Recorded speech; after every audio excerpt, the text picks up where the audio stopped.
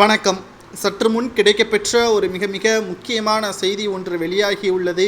முதல்வர் ஸ்டாலின் அவர்கள் அமெரிக்காவிற்கு சென்றிருக்கக்கூடிய நிலையில் தமிழகத்தில் பல்வேறு பிரச்சனைகள் அமைச்சர்களால் வந்து கொண்டுதான் இருக்கிறது. அரசு பள்ளிகளில் மூடநம்பிக்கைகளை புகட்டும் விதமாக தனியார் நிறுவனங்கள் செய்யக்கூடிய அசம்பாவிதங்கள் தற்பொழுது அரசு பள்ளிகளிலும் தொடர்ச்சியாக பெண் குழந்தைகளுக்கு எதிராக மூடநம்பிக்கைகளை புகட்டும் விதமாக நிகழ்ச்சிகளை ஏற்பாடு செய்தது யார்?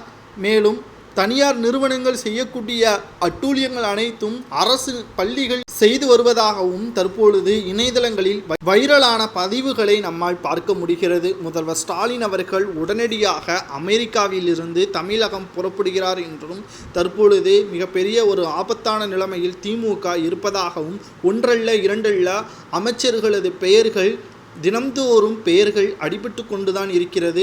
KKS ராமச்சந்திரன், தங்கம் தென்னரசு, துரைமுருகன், தற்பொழுது உதயநிதி ஸ்டாலின் அவர்கள், கடைசியாக அன்பில் மகேஷ் பொய்யாமொழி கல்வியை சரியான முறையில் பயன்படுத்த தவறியதன் காரணமாகவும் கல்வித்துறையை சரியாக நடத்துவதற்கு இயலாத அமைச்சர் ராஜினாமா செய்ய வேண்டும் என்றும் தற்பொழுது இணையதளங்களில் வைரலாக பரவி வருகிறது.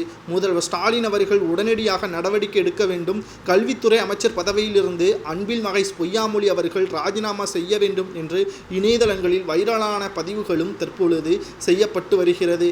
அரசு நிகழ்ச்சிகள் தவிர மற்ற நிகழ்ச்சிகள் எதற்காக அரசு பள்ளிகளில் நடத்த வேண்டும்? குறிப்பாக மூட நம்பிக்கைகளை எதற்காக புகட்ட வேண்டும்? தனியார் நிறுவனங்கள் செய்யக்கூடிய மோசமான நிலைமையை எதிர்த்து தான் அரசு செய்கிறது. ஆனால் அரசு பள்ளிகளிலும் மூட நம்பிக்கைகளை புகட்டி பெண் குழந்தைகளை பாதியில் கல்விகள் நிறுத்தும் விதமாக அன்பில் மகேஷ் பொய்யாமொழி அவர்களது கவனத்தால் இது நடைபெறுகிறதா?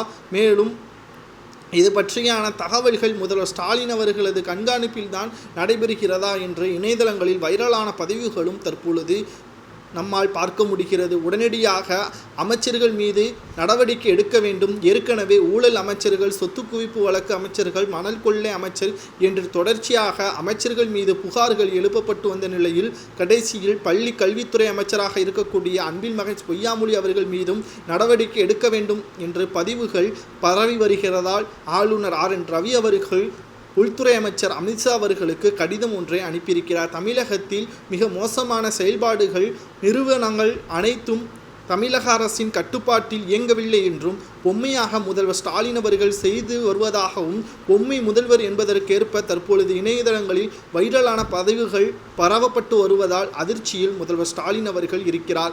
அன்பில் மகேஷ் பொய்யாமொழி அவர்களது பதவி பறிக்கலாமா? இதை பற்றி உங்களது கருத்துக்களை கமெண்ட் வாயிலாக கூறுங்கள்.